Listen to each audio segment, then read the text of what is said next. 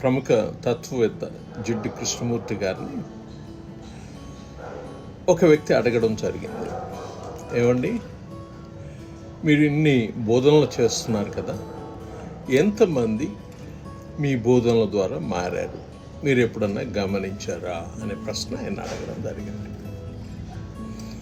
దానికి వారు చెప్పిన మాట, మన మనసులో ఒక మంచి పాట ఉంది, లేదా మంచి మాట ఉంది.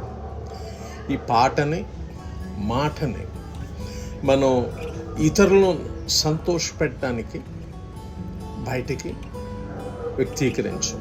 పాట పాడేది మన ఆనందం కోసం, అలాగే మంచి మాట చెప్పేది మన ఆనందం కోసం.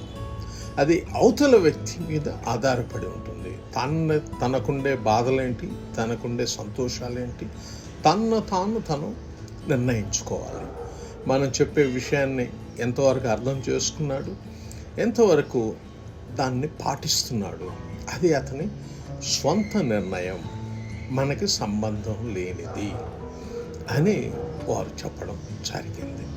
సో నేను ఎవరిని జడ్జి చేయను, ఎవరికి వారే జడ్జింగ్ చేసుకోవాలి. నేను ఎక్కడున్నాను, నేను ఎలా మారాలి, ఎంత దూరం ముందుకెళ్ళాలి, అది వారి స్వంత నిర్ణయం అని కృష్ణమూర్తి గారు చెప్పడం జరిగింది.